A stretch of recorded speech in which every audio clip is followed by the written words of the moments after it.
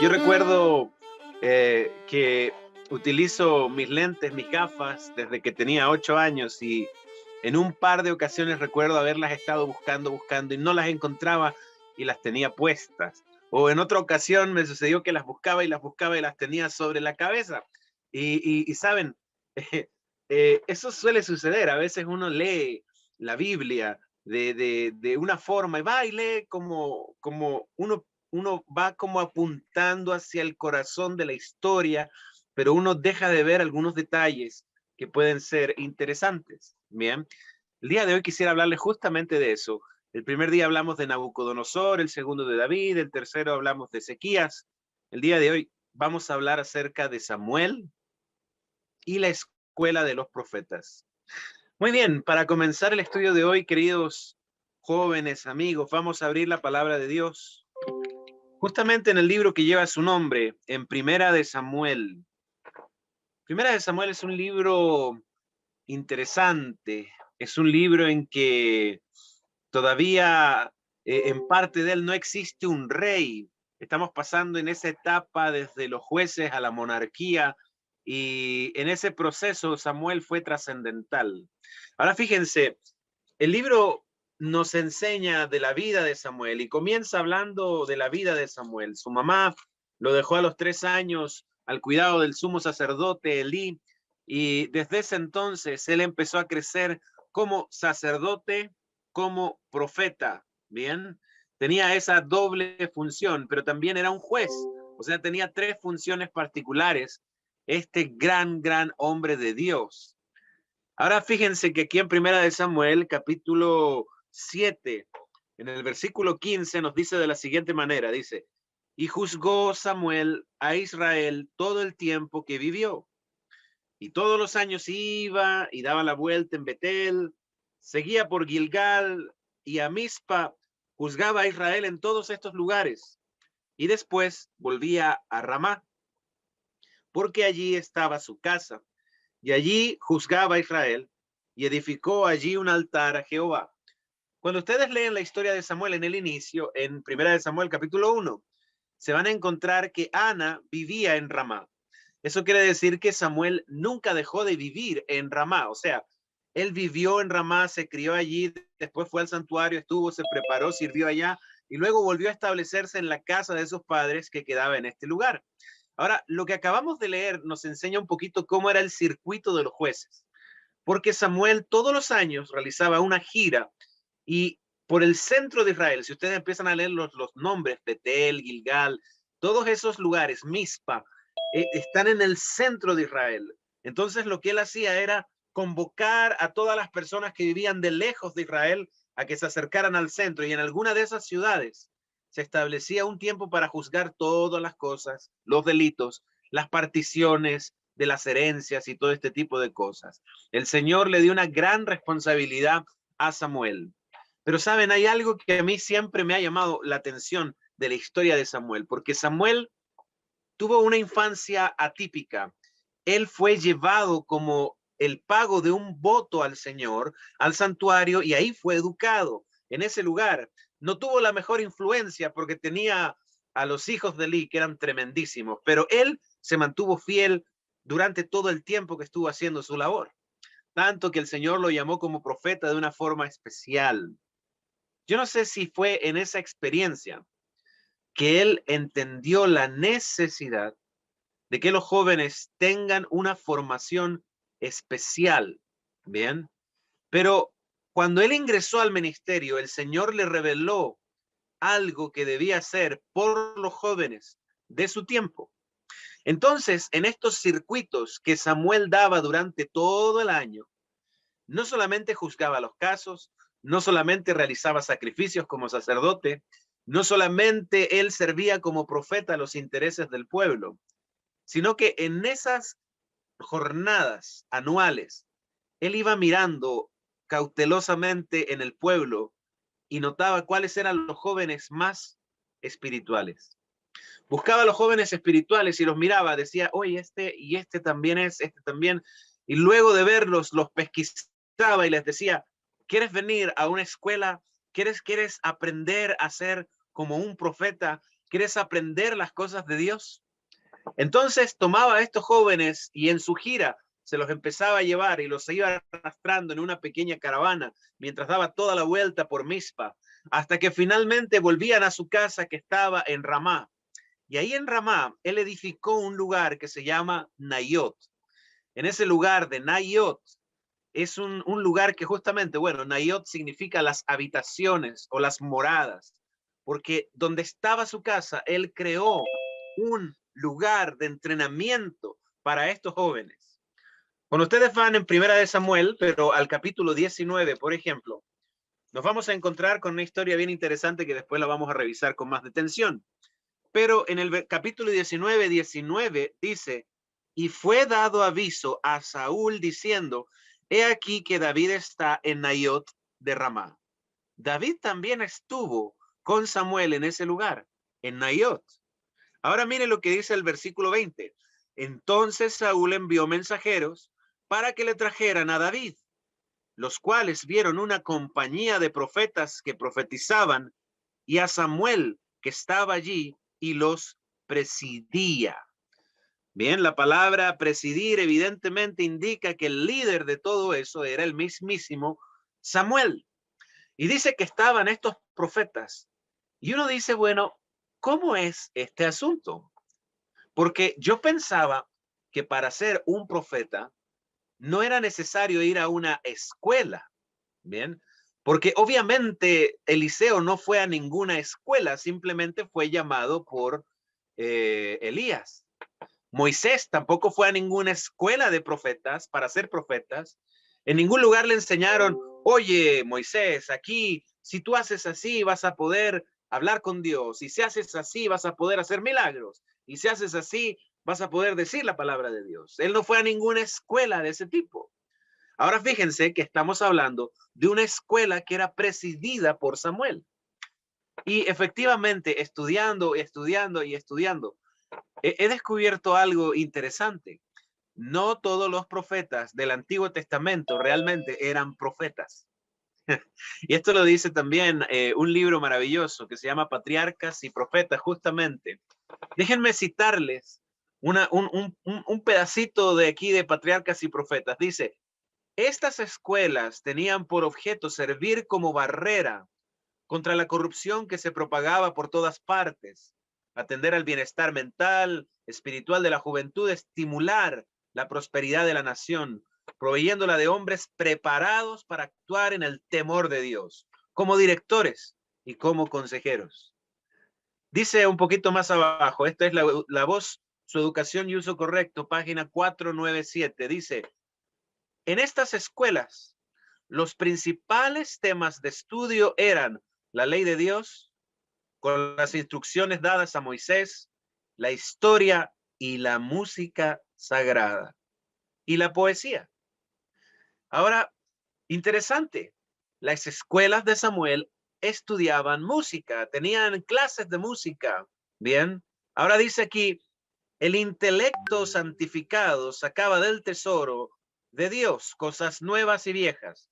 El espíritu se manifestaba en la profecía y el canto sagrado.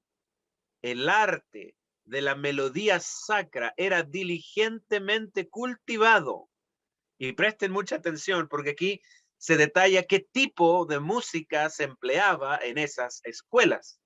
Bien, dice, no se escuchaban valses frívolos, ni cantos impertinentes que ensalzaran al hombre y apartaran la atención de Dios, sino sagradas y solemnes salmos de alabanza al Creador, que exaltaban su nombre y hacían recuento de sus obras maravillosas. De este modo, la música se hacía para servir a propósitos santos, para elevar los pensamientos a lo que es puro, noble y elevador, para despertar en el alma la devoción y la gratitud a Dios. La música que se enseñaba en esos lugares era música que de muchas maneras servía para elevar al ser humano a un nivel espiritual, para que pudiera encontrarse con Dios. Es interesante que en estas escuelas de Samuel existía la disciplina. Y saben, es interesante también que Samuel siempre estuvo relacionado con la música, porque como vemos aquí, él formó a los hombres de Dios por medio de la música y el poder de ella. Con el tiempo, después, cuando David fue rey, junto con él organizaron por primera vez lo que sería el coro del templo.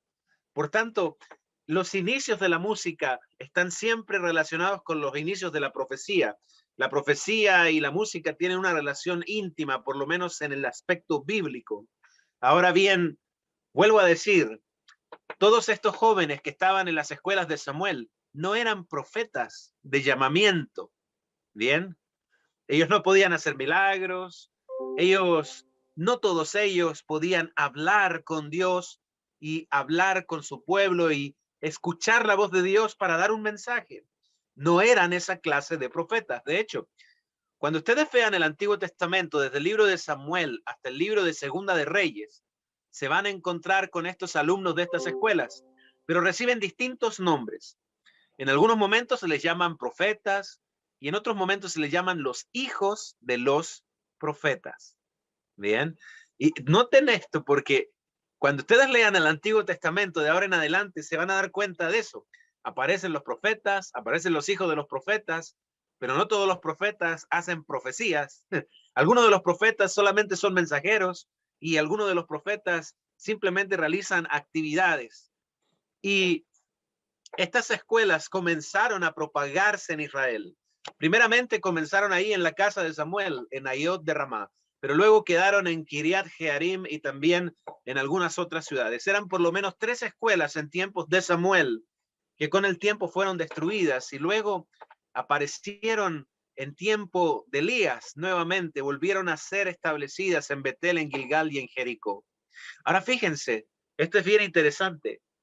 Bajo esta luz nueva que les estamos compartiendo, yo creo que se puede entender con mayor claridad cuando la Biblia dice que Elías le reclamaba a Dios y le decía, Señor, ya no quedan más de tus profetas, porque Jezabel los había asesinado o mandado a asesinar. También la Biblia menciona que en el tiempo de Elías, Jezabel mató a más de 1000 profetas y 100 de ellos, el remanente de los que quedaban, se ocultaron en cuevas. Y uno dice, tantos profetas habían en Israel. En realidad no eran profetas de los que ven visiones, de los que tienen sueños. La mayoría de ellos eran simplemente jóvenes que se criaron y fueron educados por los profetas de una manera religiosa, espiritual y concisa. Esto nos enseña algo bien interesante. Es bueno preparar a nuestros jóvenes, especialmente si tienen esa vocación misionera. De alguna forma, es bueno orientarlos a que se preparen a ser misioneros. En realidad, eso es lo que eran las escuelas de los profetas. Ahora bien, hoy hablamos de música. No estamos hablando necesariamente de los profetas o los hijos de los profetas o las escuelas de los profetas. Estamos hablando de música. Pero para mí era muy necesario comenzar hablando y explicando cómo eran estas escuelas, qué función tenían, cuál era la preparación y cómo era el estilo de música, el tipo de música que se utilizaba allí. Porque ciertamente, en el transcurso de este estudio vamos a ver los efectos de una música tal. Cuando una música es sacra, tal como se estaba leyendo, cuando una música está centrada en alabar y adorar a Dios, cuando una música sigue ciertos principios divinos y no es una música hecha al azar, tiene ciertamente un efecto en la gente que escucha. Primera prueba, vamos a ir al libro de Samuel, capítulo 10, primera de Samuel 10. Y aquí nos encontramos justamente a los hijos de los profetas. Tenemos en este caso a Saúl y tenemos a Samuel. El rey Saúl todavía no había asumido su monarquía, su cargo, y en este momento él se encuentra como un joven simplemente incrédulo, todavía no cree que va a ser un rey. Y entonces es llamado por Samuel y es convocado por el Espíritu Santo allá, porque llegó de una forma providencial. Ahora fíjense que Samuel le dice que va a ser rey y Saúl no cree. Como él no cree, Samuel le da una prueba y le dice, mira, cuando tú salgas de mi casa, te vas a encontrar con 2 personas, por allá vas a encontrar los burros que ya aparecieron de tu familia, que es lo que andaba buscando en ese momento Saúl. Y entre medio de todos esos detalles que Samuel está anticipando a Saúl que le iba a ocurrir para que él creyera, él dice en el versículo 5, primera de Samuel 10:5, le dice, después de esto, llegarás al collado de Dios, donde está la guarnición de los filisteos.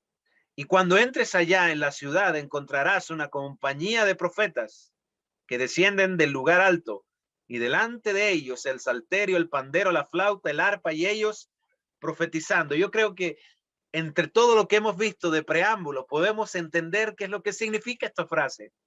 Eran alumnos de Samuel, estaban adorando en un lugar, y esto es hermoso porque dice que estos, mientras iban adorando, iban cantando alabanzas, iban en una especie de caravana. Eso es lo que se puede desprender de lo que estamos leyendo. Venían de un lugar donde solían hacerse los sacrificios, y entonces venían bajando desde ese monte de Dios, luego de haber hecho sacrificios y participar con el pueblo en la alabanza, y venían cantando y profetizando. Y esto es hermoso porque venían alabando al Señor con instrumentos musicales, venían bajando de aquel lugar. O sea, era como una procesión. Ellos iban cantando en el camino con estos instrumentos, cuando se iban a encontrar con Saúl. Ahora dice entonces, en el verso 6, que cuando Saúl se encontrara con ellos, entonces el poder del Espíritu de Jehová vendrá sobre ti con poder, profetizarás con ellos y serás cambiado en otro hombre.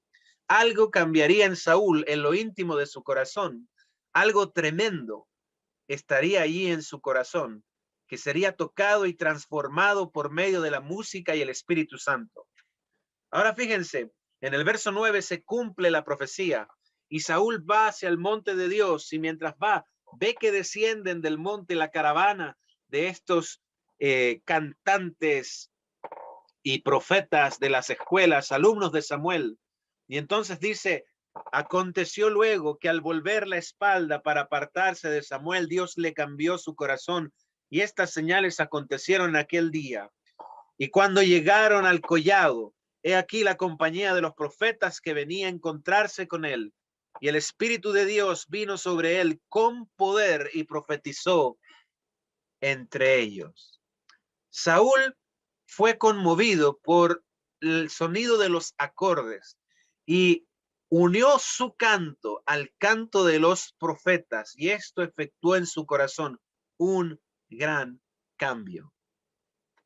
Nunca antes Saúl había tenido propósitos de ser religioso. De hecho, Saúl nunca fue religioso. David sí, él acostumbraba a cantar, inventaba canciones para Dios, él buscaba a Dios, se espaciaba en la gloria de su presencia, conversaba con Dios. Pero Saúl no era este tipo de persona. Si ustedes se dan cuenta, en el versículo 11, incluso la gente dice, Saúl profetizando. No, no, no, no, no. La gente lo miraba y decía, este no es el Saúl que yo conozco. Saúl no es así. Saúl no es religioso. La gente decía, ahora cantando aleluyas. En realidad la gente no entendía el cambio que había ocurrido, pero la música y el Espíritu Santo de los profetas, los alumnos de Samuel, transformó el corazón de Saúl. Y esto es súper impactante. Música que transforma a una persona, música que transforma un corazón, música que es capaz de tocar el corazón de una persona y hacer que en ese corazón nazcan propósitos nuevos y sensaciones nuevas, divinas, etéreas, que nos llevan a lo alto y no a lo carnal. Pues sí, cuando una música es hecha de una manera justa y piadosa, cuando una música es hecha de una forma noble, se convierte en un instrumento de fe para ganar almas. Yo no les puedo decir cuántos testimonios no he recibido de gente que ha escuchado música y por medio de esa música ha llegado a los pies de Dios. En realidad eso no lo podemos nosotros medir ni comprender, yo no sé. Saben, por ejemplo, desde el año pasado vengo realizando algunas charlas para algunos amigos queridos que se encuentran en República Checa, ahí en Europa Central. Y son conciertos muy extraños. Yo simplemente estoy hablando y ellos me traducen al checo, ¿no? Y después empiezan a proyectar los videos de mis cantos con subtítulos en checo. Es algo muy extraño. Yo decía, ¿qué concierto es ese? Que tú vas a un lugar a ver videos. Bien, yo decía, esto en realidad debe ser hasta aburrido. Yo dije, uy, no, esta gente tal vez se va a aburrir allá, qué terrible. Pero fíjense que los hermanos de allá me contaron un testimonio muy lindo. En uno de estos tantos conciertos que se han hecho tanto en República Checa como en Eslovaquia, llegó un joven que era profundamente ateo y de partida, cuando él entró, les dijo, yo no quiero escuchar de ustedes, no quiero saber de Dios, yo no he venido aquí porque soy religioso ni porque quiero serlo. De hecho, yo soy un ateo, pero lo que yo vine a hacer es a escuchar música porque ustedes publicaron un concierto, por lo que yo quiero simplemente escuchar música. Y este joven se sentó allí, estuvo la hora y media que duraba el concierto. Y es interesante porque ellos eran gente que no eran de nuestra iglesia en absoluto, son gente de fuera, ¿no? Y ellos, cuando entraban, estaban obligados a leer las letras, porque yo les estaba cantando en español, no les iba a cantar en checo. Y entonces ellos estaban obligados a leer para entender qué es lo que yo estaba diciendo en esas canciones. Y gloria a Dios, qué lindo. Yo le doy gloria a Dios y solamente a Él, porque uno en realidad no es nada, uno solamente es una vasija de barro rota en la cual el Señor viene a hacer morada. Y fíjense que Hannah me dice, ¿sabes? Este joven al terminar el concierto dijo, los conciertos tienen palabras tan especiales, decía él, la música que hemos oído tienen palabras tan especiales que creo que me he motivado y quiero seguir estudiando con ustedes. Quiero aprender más de Dios, quiero acercarme más a Dios. ¿Saben? ¿Cómo es posible que a veces la gente que uno piensa que de repente no va a escuchar y que está reacia a escuchar la palabra de Dios, puede, puede entrar el corazón en esas personas por medio de la música? Eso es un misterio, pero saben, Dios utiliza la música como eso, lo utiliza simplemente para entrar con su mensaje en las personas. Ahora déjenme decirles un poco más. Y vamos a ir a Primera de Samuel, pero el capítulo 19.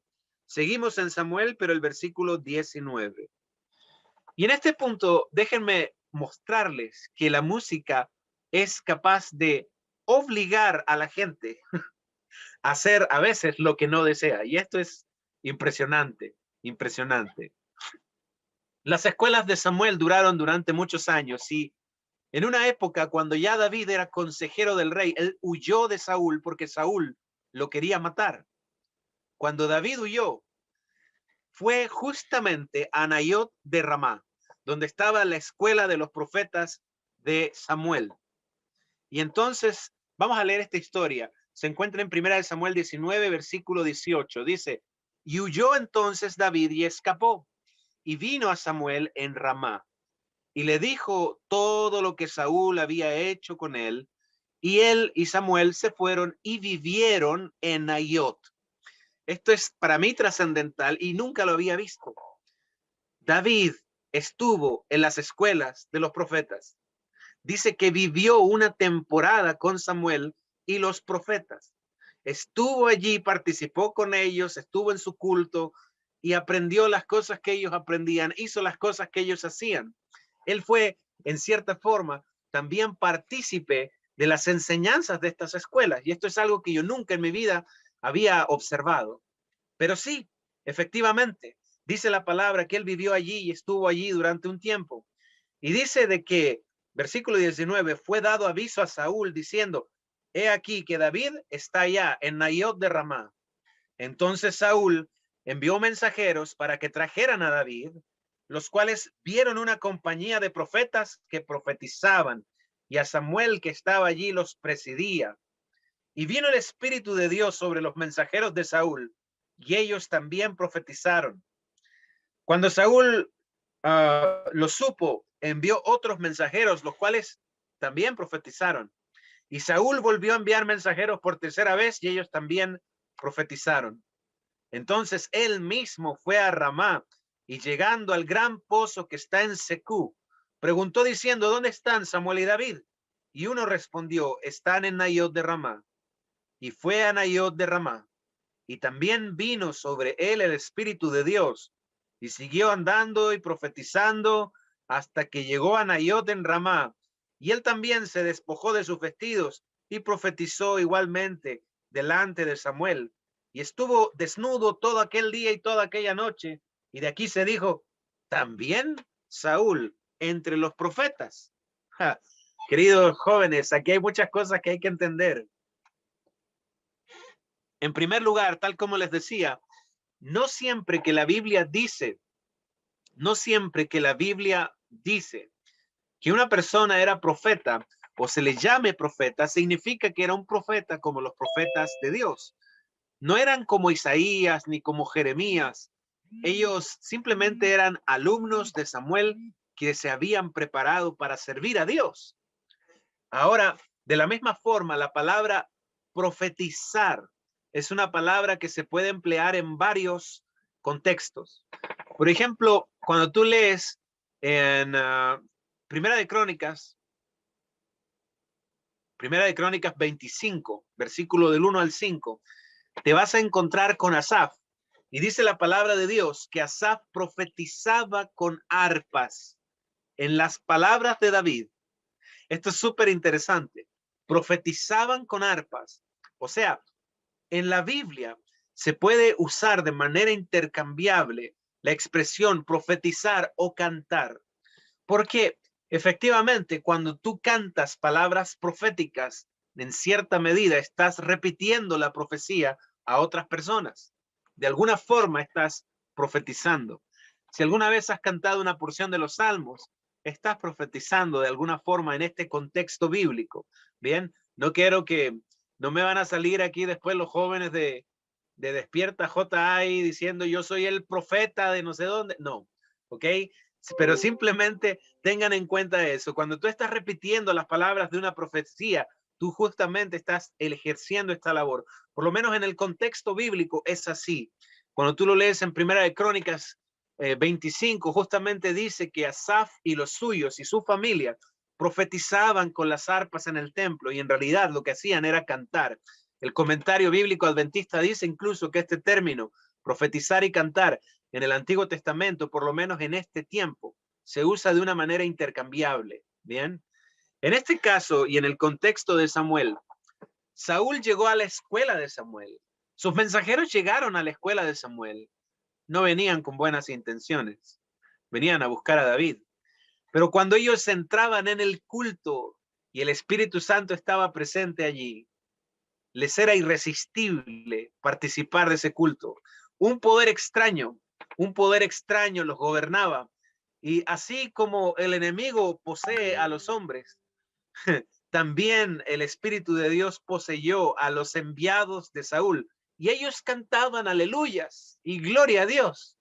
Y ellos hablaban la palabra del Señor. Vaya a saber por qué Dios hace eso. Porque quiero decirles, muchachos, de que esto es muy cierto. Dios hace lo que quiere, cuando quiere, con quien Él desea. Si no, recuerden la historia de Balaam, ¿sí? El Señor predicando por medio de una burra. Ay, yo creo siempre eso me ha consolado tanto porque yo digo, ay, si el Señor utilizó una burra, Señor, ¿cómo será que no me puedas utilizar a mí también?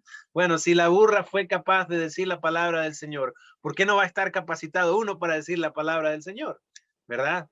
Ahora, en este caso es increíble, pero el Señor utilizó el Espíritu Santo y hasta profetizó por medio de aquellos que no estaban buscando profetizar.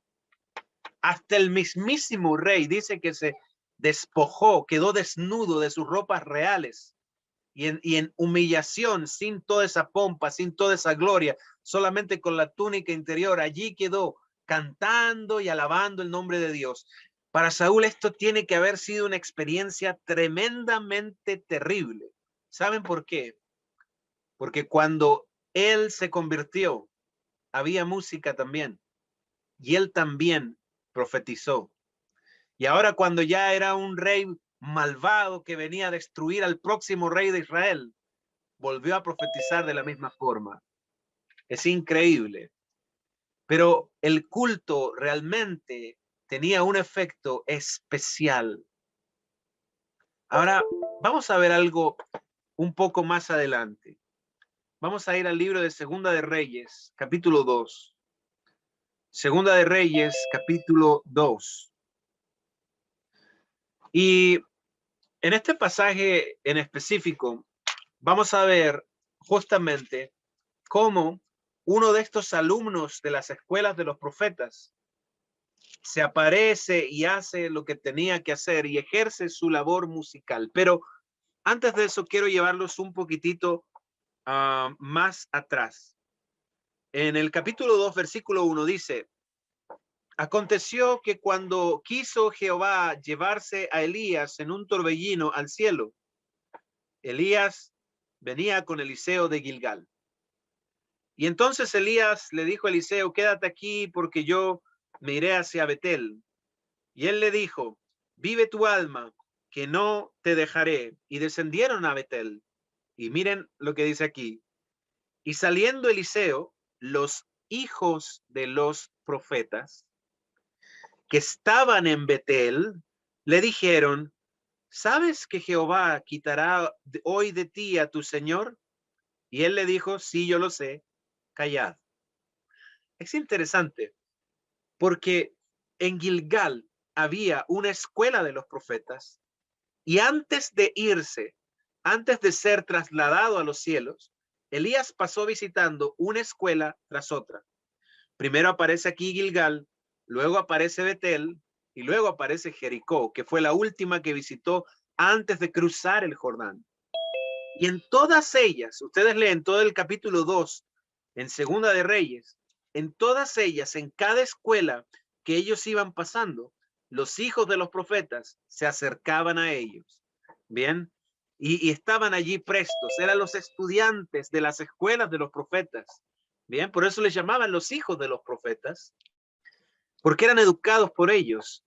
Fíjense que esto es bastante noble. Son 300 años o más o menos entre las escuelas de Samuel y las escuelas que estuvo trabajando Elías. Eso quiere decir que durante muchos siglos estas escuelas se conservaron y luego de que fueron destruidas por Jezabel, aparece Elías y Eliseo reconstruyendo estas escuelas. De hecho, si ustedes leen Segunda de Reyes del capítulo 1 al capítulo 7 aproximadamente, se van a dar cuenta que siempre Eliseo se encuentra en una de estas escuelas. Siempre. Cuando Naamán el sirio fue a verlo, él se encontraba justamente en una casa de estas. Cuando sucede la hambruna en la tierra y él multiplica los panes, estaban en esas escuelas. Cuando ustedes se encuentran a Giesi, su criado, ¿verdad? Que fue a buscar unas calabazas y les dio una diarrea fulminante a todos los que estaban en ese lugar, justamente estaban en esas escuelas misioneras. Pobrecitos esos estudiantes de la Biblia que les tocó pasar por esas peripecias. Ahora fíjense, en un momento específico de la historia, 3 reyes se unen para ir a la guerra. Uno de ellos es el rey de Edom, el otro es el rey Josafat y el otro es el rey de Israel. El rey Josafat era un gran hombre de Dios. El rey de Edom en realidad no aparece ni mencionado su nombre. Pero el rey de Israel era un rey especial. Era el rey Joram. Y el rey Joram era el hijo de Acab y de Jezabel. Acab y Jezabel y Joram probablemente en su juventud participaron de tratar de destruir y erradicar la fe verdadera en Israel. Entonces ellos estuvieron persiguiendo a los profetas y a los hijos de los profetas, mataron a muchos de ellos, según el testimonio de Elías. Muchos otros fueron escondidos en cuevas para que pudieran sobrevivir a toda esa, a todo ese desastre. Fíjense que en medio de todo eso y todo lo que sucedió, Joram probablemente participó en alguna forma. Y ahora venían estos 3 reyes hacia la guerra. y en mitad del camino se quedaron sin agua. Saben, en los tiempos de Israel, el agua era un tesoro preciado, porque tenían que caminar por grandes extensiones de tierra. Y si iban con miles de personas y escaseaba el agua, en realidad eso podía ser un problema mortal, que podía definir la vida o la muerte, la victoria, la derrota, podía definir que un ejército finalmente volviera a casa derrotado. Justamente en este contexto, los tres reyes no saben qué hacer. Y entonces Josafat le dice a los otros dos, crucemos el Jordán y vamos hacia allá, a donde se encuentra el profeta Eliseo. Ahora miren, Segunda de Reyes, capítulo 3, versículo 12, dice, Josafat les dijo, este tendrá palabra de Jehová. Y descendieron a él el rey de Israel, Josafat y el rey Edom. Y entonces Eliseo le dijo al rey de Israel, ¿qué tengo yo contigo? Ve a los profetas de tu padre y a los profetas de tu madre. Y el rey de Israel le respondió, no, porque Jehová ha reunido a estos tres reyes para entregarlos en manos de los moabitas. Eliseo le dijo, vive Jehová de los ejércitos, en cuya presencia estoy, que si no tuviera respeto al rostro de Josafat, el rey de Judá, a ti ni te miro ni te veo. Tal como hemos estudiado en el contexto, Eliseo se enojó muchísimo, porque ese mismo que mataba a los profetas de Dios y en su lugar consultaba a los profetas de Baal, ese mismo que en vez de adorar al Dios verdadero, llevó a todo el pueblo a adorar a los Baales y a las estatuas idolátricas debajo de cada árbol frondoso. Ese mismo que destruía a los hijos de Dios, ahora viene a un hijo de Dios a pedirle consejo y la palabra de Jehová. Por esa razón Eliseo se enoja tanto y le dice, vienes a mí, ¿por qué no te vas a los profetas de tu mamita? ¿Y por qué no te vas a los profetas de tu papito? ¿Sí? Le dice, si no estuviera aquí Josafat, que es un rey justo, yo a ti ni siquiera te hablo, no te miro, no te tomo en cuenta, para mí serías como un jarrón o como un florero en la sala, serías simplemente un adorno ahí que está allí. Tremenda las palabras de Eliseo, porque se enojó, estaba enojado de corazón. Algo muy atípico en Eliseo, ¿sí? Algo muy extraño en él. Ahora, Eliseo quiso servir a estos reyes porque tenía un corazón noble, pero no podía servir a estos reyes, ni podía hablar la palabra de Dios, estando así enojado como estaba. No podía hacerlo. Por esa razón, en el versículo 15 dice, más ahora, tráiganme un músico. La palabra músico en alguna de sus Biblias ahí va a aparecer como tañedor. Y esto es una palabra un poco difícil, pero nos enseña qué clase de músico era. Porque aquí en mi Biblia, por ejemplo, la Reina Valera 60 dice, más ahora tráiganme un tañedor. Y la palabra tañir significa un instrumento específico. Bien, porque tañir viene de una raíz que significa pulsar una cuerda con alguna cosa afilada, ya sea con las uñas o con algún tipo de púa. Por lo que sabemos con claridad que este músico tocaba el arpa o algún instrumento de cuerda como el salterio o el decacordio. Y entonces vino este músico de las escuelas de los profetas, se acerca a donde están los reyes y se acerca a donde está Eliseo, y entonces comienza a tocar su instrumento con habilidad y empieza a cantar con toda su fuerza, su corazón, y empieza a tocar con todo su empeño y su destreza. Y mientras el tañedor tocaba, verso 15, la mano de Jehová vino sobre Eliseo. ¿Quién dijo? Así ha dicho Jehová, haced en este valle muchos estanques, porque Jehová ha dicho, no veréis viento ni veréis lluvia, pero este valle será lleno de agua y beberéis vosotros y vuestras bestias y vuestros ganados. Allí termina la historia Es bastante simple y bastante sencilla. Pero quiero que noten algo importante. El Espíritu de Dios no descendió sobre Eliseo hasta que éste oyó la música y se tranquilizó. El Espíritu de Dios no habló por medio del profeta hasta que el profeta encontrara la paz. Y aquí viene lo más importante de todo. La música tiene poder. Yo lo he dicho en varios seminarios, en varias predicaciones que he hecho en algún lugar. La música tiene poder. Pero cuando la música es hecha para Dios, cuando la música contiene ciertos principios bíblicos importantes, la música se convierte en una total bendición. La música de los profetas y de los hijos de los profetas era una música hecha con principios claros de poder alabar y glorificar el nombre de Dios, de elevar el espíritu y el alma. Déjenme repetirles lo que estaba aquí, lo que leímos al principio, la voz, educación y su correcto uso. Dice aquí que en esas escuelas de profetas no se escuchaban valses frívolos, ni cantos impertinentes que ensalzan al hombre y apartan la atención de Dios, sino que eran sagradas y solemnes salmos de alabanza al Creador que exaltaban su nombre y hacían recuento de sus obras maravillosas. De este modo la música se hacía para servir a propósitos santos, para elevar los pensamientos a lo puro, a lo noble, a lo elevador, para despertar en el alma la devoción y la gratitud a Dios. Y hemos visto en estos ejemplos y en la trayectoria de los alumnos de estas escuelas cómo la música fue fundamental para el ministerio que ejercieron. Por medio de la música, Saúl se convirtió y encontró al Señor por primera vez en su vida.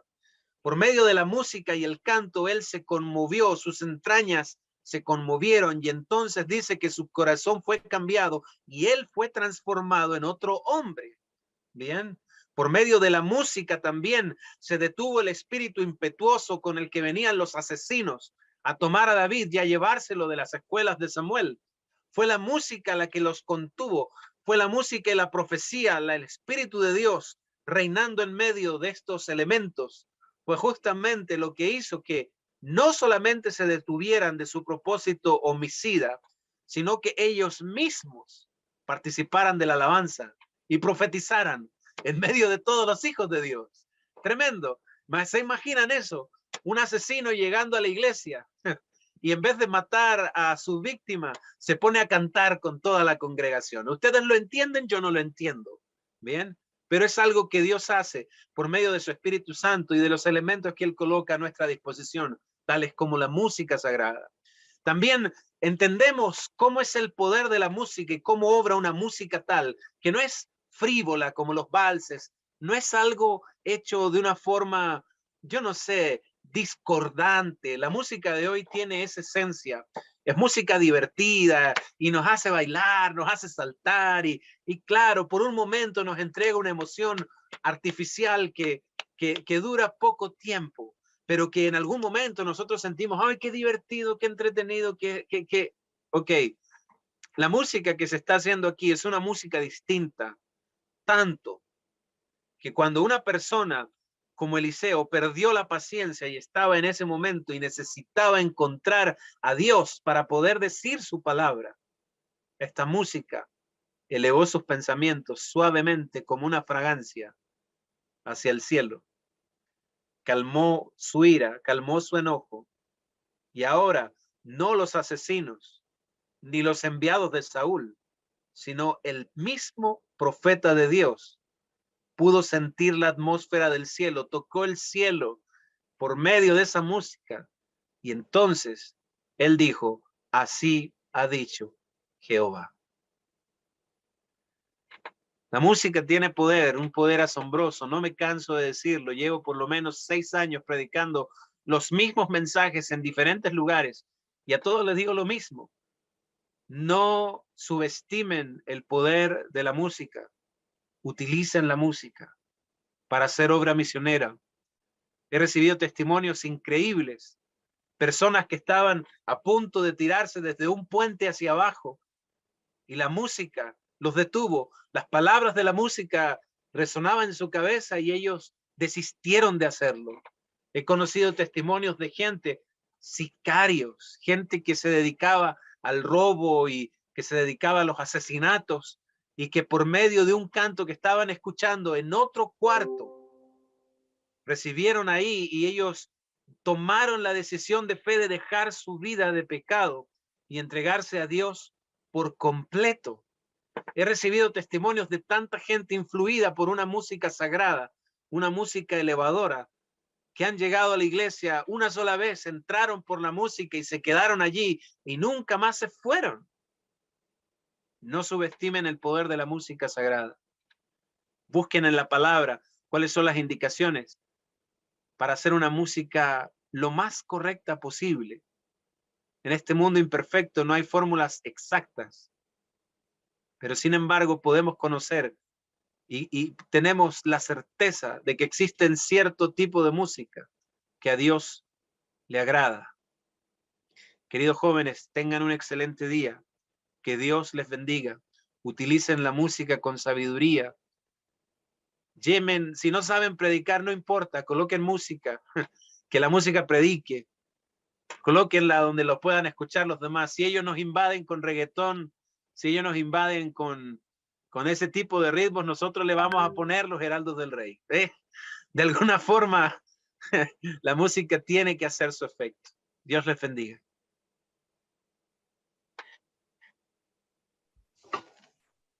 Amén. Muchas gracias, hermano Jonathan. ¿Podemos terminar con una oración?